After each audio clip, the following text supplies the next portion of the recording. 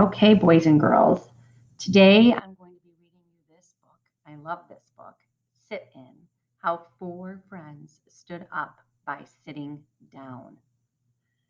I want you to be thinking about our core civic virtues and our democratic principles as I'm reading this, and we'll talk about it at our end of the day meeting, okay?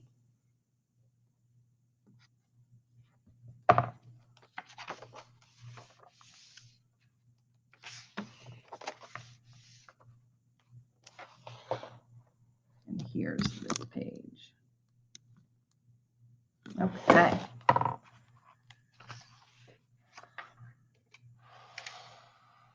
We must meet love. We must meet hate with love. These were Dr. Martin Luther King Jr.'s words that got them started. Four hungry friends, eager to eat, each took a seat at the Woolworth's lunch counter in Greensboro, North Carolina. David, Joseph, Franklin, and Ezell sat quiet and still, with hearts full of hope, with Dr. King's words strong and close. They were college students with a plan. It was February 1st, 1960.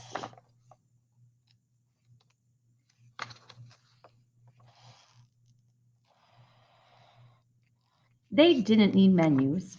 Their order was simple: a donut and coffee with cream on the side. Woolworth's was busy, so the friends waited patiently, silently, without a fuss.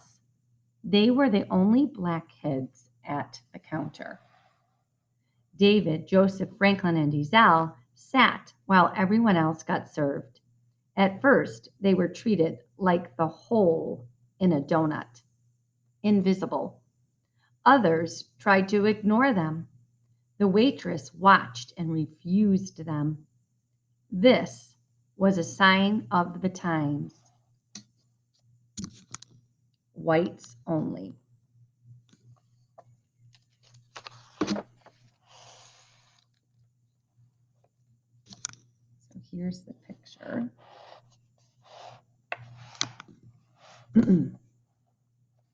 This was the law's recipe for segregation. Its instructions were easy to follow. Do not combine white people with black people. Segregation was a bitter mix. Now it was the friends' turn to ignore and refuse. They ignored the law and refused to leave until they were served. Those kids had a recipe too. The new brew called integration. It was just as simple. Combine black and white with to make sweet justice. For them, integration was better than any chef's special. Integration was finer than homemade cake. Integration was a recipe that would take time. So here we have segregation and integration. They're antonyms. When you're segregated, everything is separated. And when you're integrated, things are put together.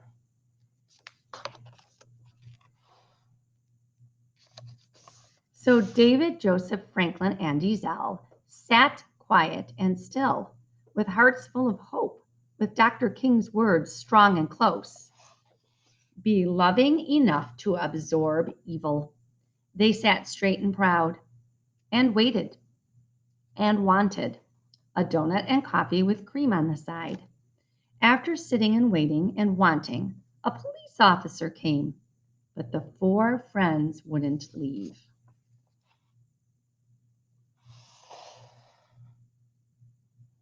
The police officer didn't know what to do. The students were doing nothing wrong. No crime in sitting, no harm in being quiet, no danger in looking hungry. The officer left the lunch counter without doing anything. The Woolworths man turned off the lights. He announced, "Woolworths is closed." So the customers left, including the four friends, who went home to dinner, where they were served first.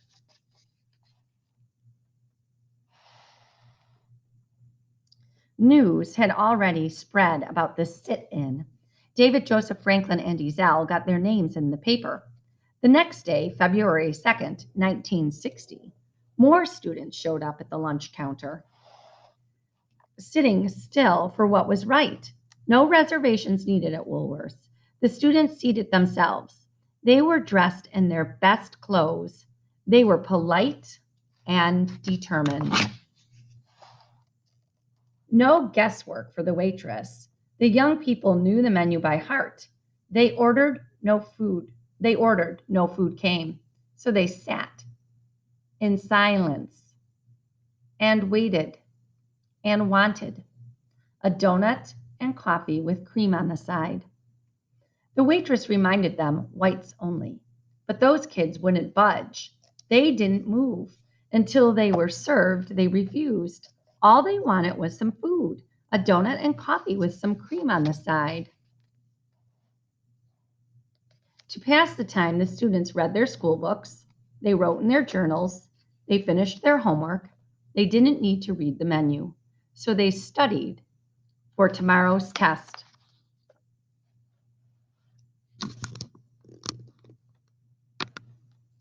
What had started in Greensboro spread faster than a grease fire. There were lunch counter protests in Hampton, Virginia, Nashville, Tennessee, Montgomery, Alabama, Atlanta, Georgia, and many other southern towns. If lunch counters could go from whites only to all welcome, if segregation could turn to integration, if black people and white people could break bread together, everyone would pass the test. Everyone would score high, A plus, with that coffee and cream on the side.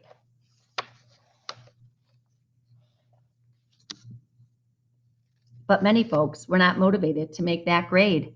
As the sit-ins grew, angry people gave the students a big dose of hatred, served up hot and heaping, coffee poured down their backs, milkshakes flung in their faces, pepper thrown in their eyes, ketchup not on the fries but dumped on their heads.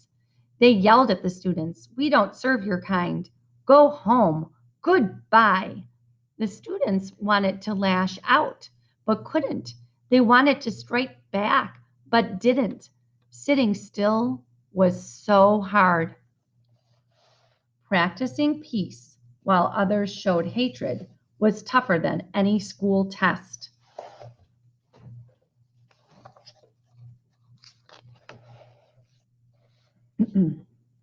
Now, there were news cameras filming the sit-ins and viewers at home watching it all on TV. The students were more determined than ever to show the world the true meaning of peace. So they sat in silence, with hearts full of hope, with Dr. King's dream true and close. These were the words that kept them going. We must meet violence with nonviolence. Oh, those are such good words from Dr. Martin Luther King. The students sat proud and still and waited and wanted a donut and coffee with cream on the side. Soon the sit-ins grew bigger and wider. White students joined their black friends to protest the unfair treatment by restaurant owners who would not serve food to black patrons. They also opposed segregated libraries, buses, parks, and pools.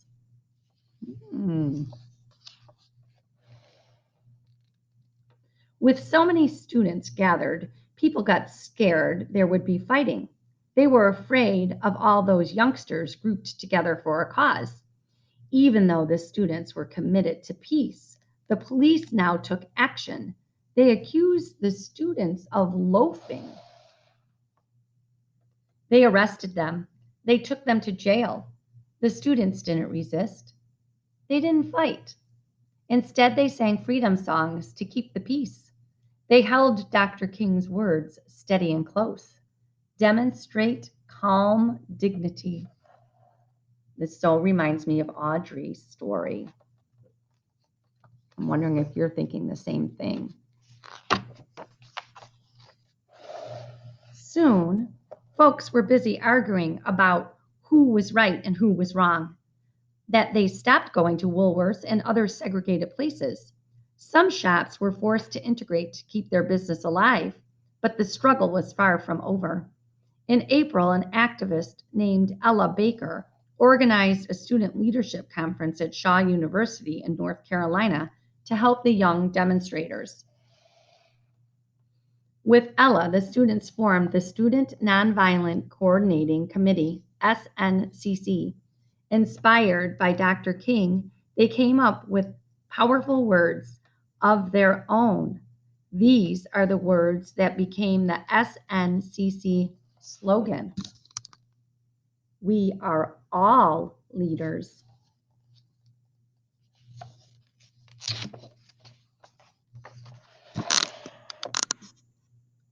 When President John F. Kennedy got a taste of SNCC's integration, he didn't sit in, he stepped in. On June 11th, 1963, the president went on TV. He urged Americans to treat each other fairly. That was awesome that the president was saying this. Then he told Congress to take action against segregation. This became the Civil Rights Act of 1964. Some of you watched a video about that. On July 2nd, 1964, President Lyndon B. Johnson made the act a law. It banned segregation in public places. The hard work and courage of those brave students paid off. They had taken a bite out of segregation. Now it was time to savor equality. Now they were ready for a big sip of freedom.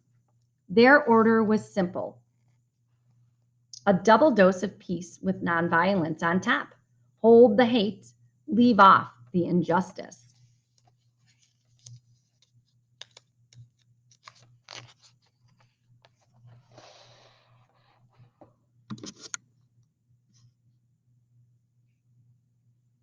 Now the students had the right recipe for integration. The steps were easy to follow. Start with love, add conviction, which means that you know you're doing the right thing. Season with hope. 4, extra faith to flavor. 5, mix black people with white people. 6, let unity stand. 7, fold and change. 8, sprinkle with dignity. 9, bake until golden. 10, serve immediately. Makes enough for all.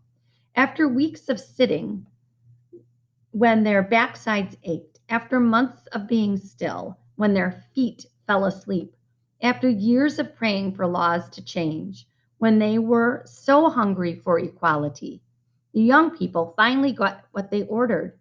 It was worth the wait. It was served to them exactly how they wanted it. Well done. And oh, integration sure tasted good. Those courageous young people enjoyed every bit. They came back to Woolworths for seconds and thirds and for many helpings after that. When the sit-ins were all done, the students left a big tip. A donut and coffee with cream on the side is not about food, it's about pride. These were the words that filled them up.